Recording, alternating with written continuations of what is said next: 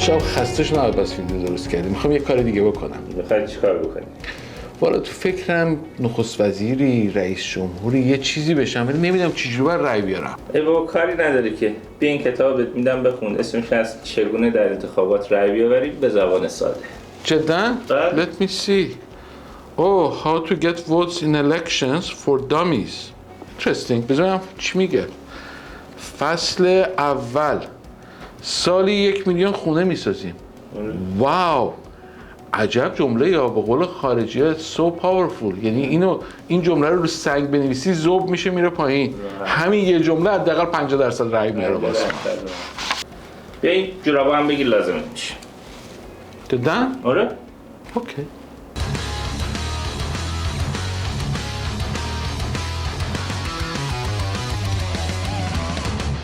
فصل اول 1 میلیون خونه میسازیم. خب اگه ساده باشیم مثل آقای رئیسی میگه همون 1 میلیون خونه رو میسازیم. حتما 1 میلیون مسکن باید در هر سال ساخته بشه. امکان ساختش هست بله. انشالله ساخت مسکن رو که فکر میکنیم انشالله در 4 سال بشود. با محاسبه که کردیم، محاسبهش هم بعضا من تو مصاحبه گفتم که چطوری این حرفو میزنیم، چون این برنامه است. هر برنامه ما یه راهکار کنارش داره. بدون راهکار نیست. اگر میگیم سالی 1 میلیون مسکن، در 4 سال 4 میلیون مسکن کنارش راهکار داریم. میگیم این راهکارها برای تحقق این مسئله انجام میشه. انشالله اینم از روز اول جزء اولویت‌های ماست که انجام خواهد شد. ولی یه خورده اگه باهوش باشیم مثل آقای ترودو میگه آقا مثلا سالی 1 میلیون خونه بذار برم مشورت کنم. میری مثلا با آقای شان فریزر وزیر مسکن میگه آقا سالی 1 میلیون خونه یعنی مثلا 4 سال بخوای باشی بعد 4 میلیون خونه بسازی. این یه خورده نمیگنجه. بیا مثلا بکن 5 سال 4 میلیون خونه. دوباره اونو برمی‌داری میبری مثلا پیش خانم کریستیا فریلند یا همون احمد خطرشون. البته من از آقای احمد خطر عذر میخوام واقعا چون ایشون دیپلم اقتصاد دارن. بعد تحصیلاتتون چیه؟ من قربان دیپلم اقتصاد دارم. خانم کریستیا فریلند وزیر اقتصاد کانادا دیپلم اقتصاد هم ندارن. کلا تحصیلاتشون در زمینه ادبیات روسه. به هر صورت میبرنش اینو پیش خانم کریستیا فریلند. خانم کریستیا فریلند هم یه تفاعلی به باغ آربالوی چخوف میزنه و میگه آقا 6 سال همین 6 سالو بگیر خیرشو ببری انشالله به من بره. این میشه که بودجه سال 2024 کانادا میاد بیرون که قراره تو 6 سال 4 میلیون خونه بسازن. فصل دوم برای هر قشر و قومیتی صحبت میکنی لباس محلیه اونا رو بپوش. یعنی خدایی آقای احمدی نژاد رکورددار این رشته است ولی آقای ترودو با 2 قدم عقب‌تر رتبه دوم رو داره توی این مسئله.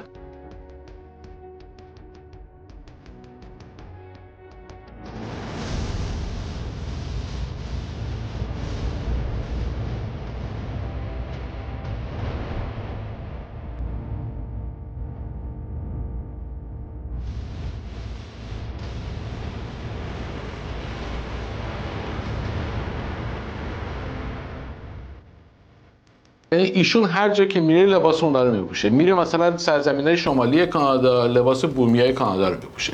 میره هندوستان لباس ساری هندیا رو میپوشه.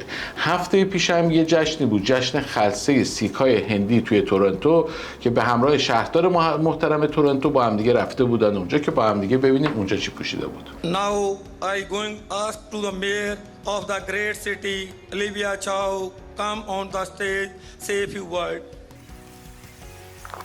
वाहेगुरु जी का खालसा and वाहेगुरु जी की फतेह.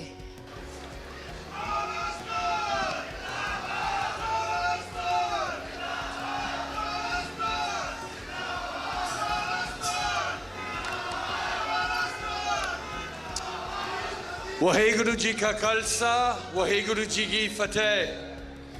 Happy Vaisakhi.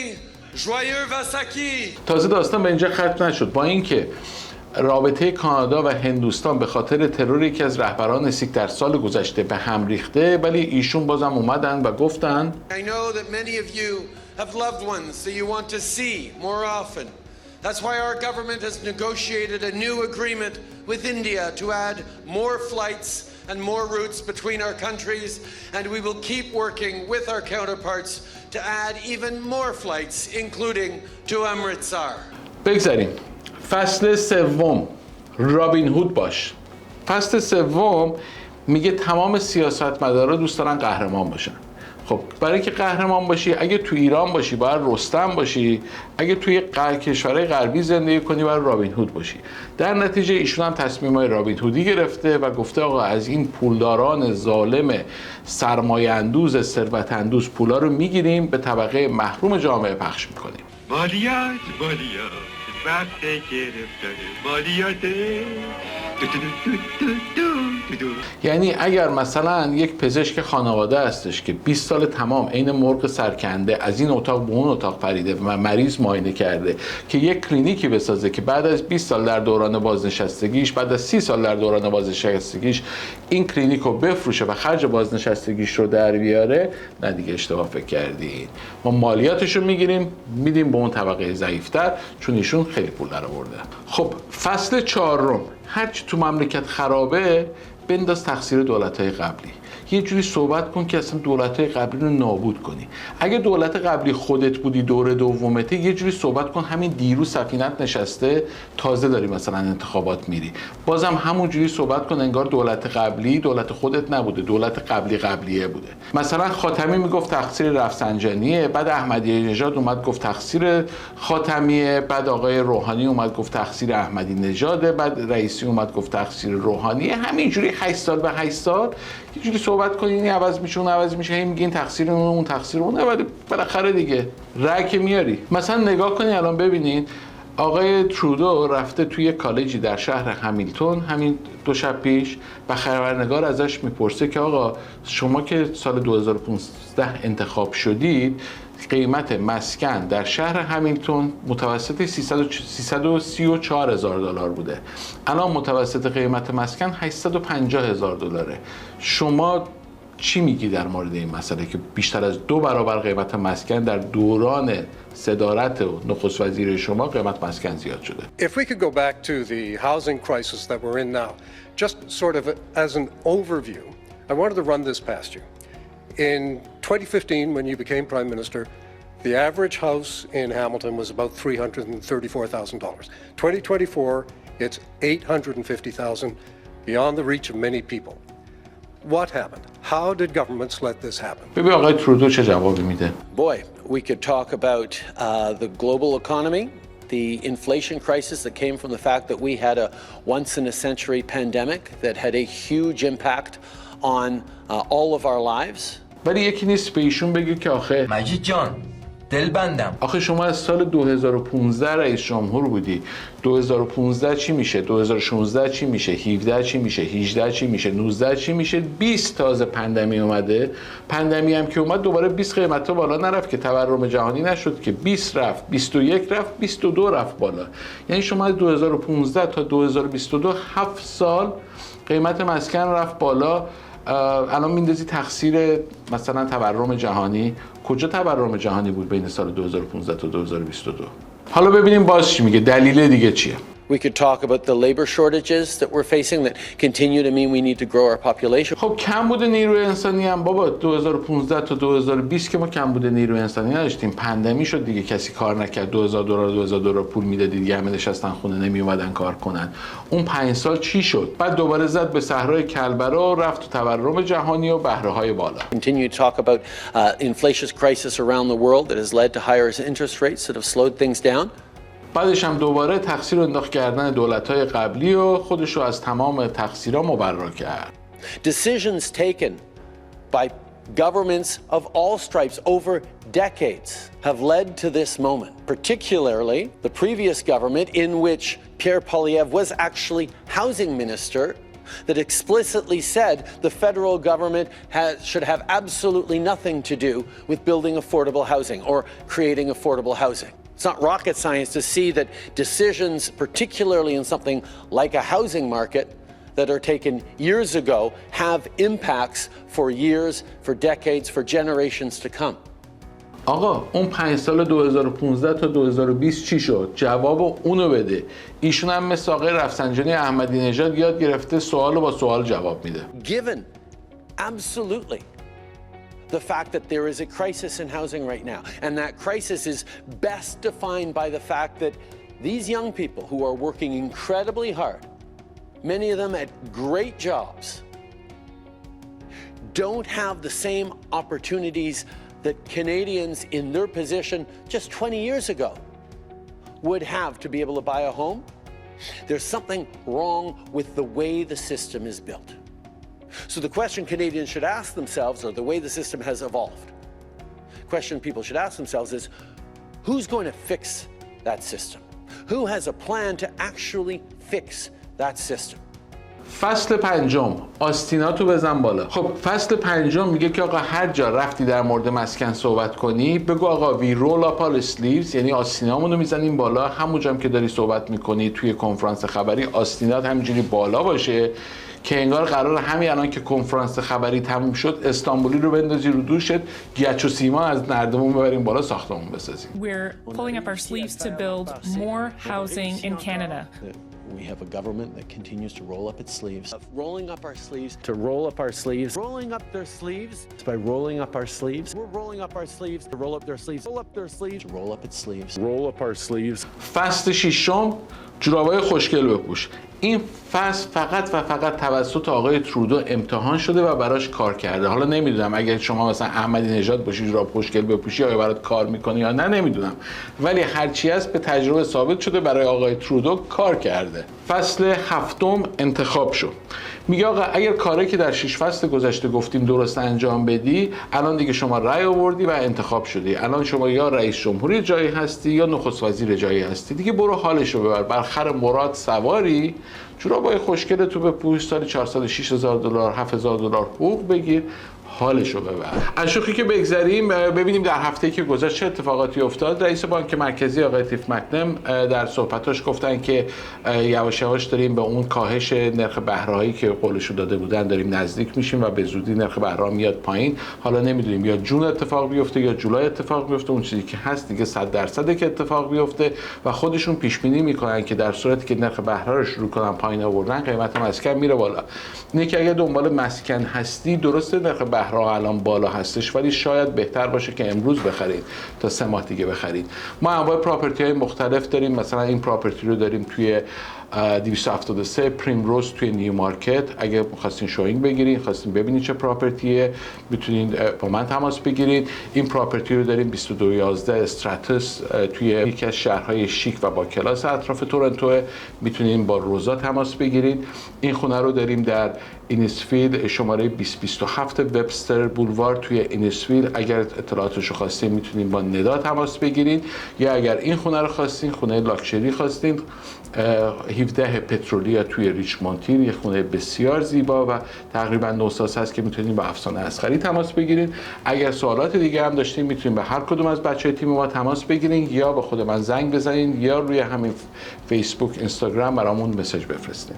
موضوع دیگه هم این بود که در هفته گذشته در یک بحث جدال، در حقیقت من اسمشو میذارم سیرک خلیل عقاب، در هاوس آف کامن یا همون مجلس عوام کانادا یه دعوایی در گرفت بین نخست وزیر و آقای پیر پالیف که رهبر حزب محافظه‌کار هستن، رهبر حزب مخالف ایشون هستن. آقای پیر پالیف یه دفعه عصبانی شد، گفت آقا کی این پالیسی وکی رو این آقای نخست وزیر وکی در حقیقت کنسل میکنه. وکی تو انگلیسی معنای خلوچل هستش، یعنی مثلا قوانین درب داغون توسط این نخست وزیر درب داغون یا مثلا خلوچل که سخنگوی مجلس از ایشون خواستش که حرفش رو پس بگیره. آقای پالیف پس نگرفت، عقب رفت، جلو رفت، گفت من این عوضش میکنم، این لغت رو استفاده میکنم. ولی سخنگوی مجلس عوام که خودش از حزب لیبرال یعنی حزب آقای ترودو هستش پاشو کرد توی یک کفش که آقا یا باید حرفتو پس بگیری یا خداحافظ شما هم مجلس بری بیرون، که ایشون هم ترجیح داد که مجلس رو ترک کنه و کل حزب محافظه‌کار پشت سر ایشون مجلس رو ترک کردن. ویدیوشو با هم دیگه ببینیم، خیلی جالب بود. Wacko policy by this wacko prime minister. No.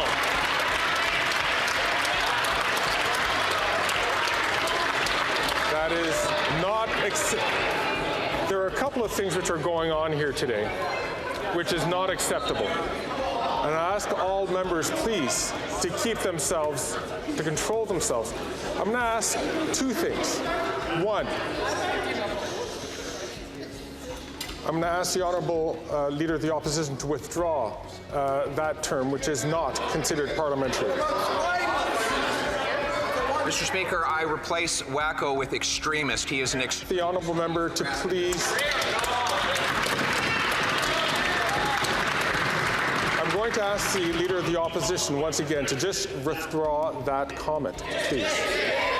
And I'll invite the Honourable Member...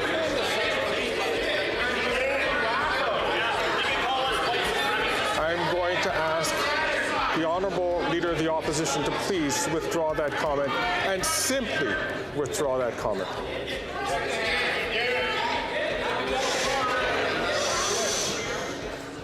I'll replace it with radical Baptist policy. I am not asking to replace. I'm asking the Honourable Member to just simply withdraw.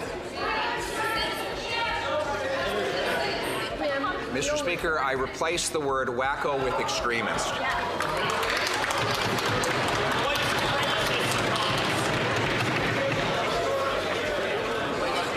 I'm going to ask the Honourable Leader of the Opposition one last time to please withdraw that comment and simply withdraw that comment. I simply withdraw and replace with the aforementioned adjective.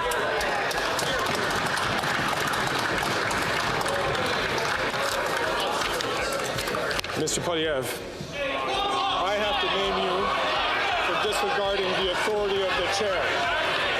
Pursuant to the authority granted to me by Standing Order 11, I order you to withdraw from the House and from any participation by video conference for the remainder of this day's sitting.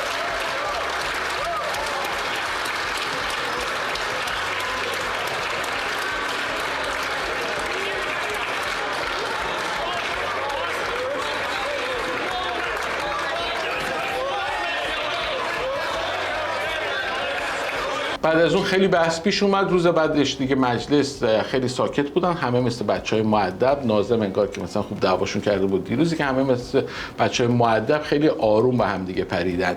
ولی خب تجربه جالبی بود. من واقعا بعضی وقتا میگم که آقا میخوایم بخندین، به جای که خلیل عقاب بریم مجلس کانادا رو تماشا کنیم.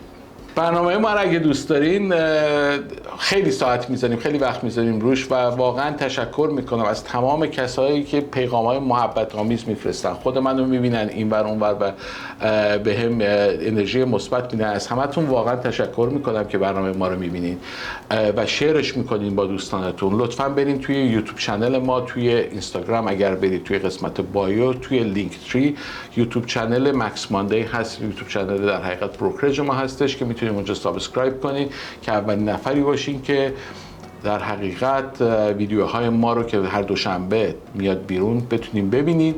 یعنی اون زنگوله رو باید فشار بدین. بعدش هم عرضم به حضورتون توی اینستاگرام و فیسبوک به دوستاتون شیر کنین. ممنون از تمام انرژی‌های مثبتی که به ما میدین و از همتون تشکر میکنم. اگر هم خواستین یه موقع تصمیم گرفتین نخست وزیری، رئیس جمهوری چیزی بشین، کتاب خیلی خوبیه، حتما با من تماس بگیرین، یه نسخه‌شو براتون بفرستم. قربان شما، خدا نگهدار. نداری که چطور؟ کتابی هست اسمش یادم رفت. چگونه در انتخابات رأی بیاوریم به زبان ساده. به زبان ساده. چگونه در انتخابات به زبان ساده. چگونه در انتخابات به زبان ساده رأی بیاوریم. از اول بریم دیگه. من نگرفت. من اینجوری باید بگم. اینجا دینگ دینگ دینگ دینگ دینگ مکس ماندی شروع میشه.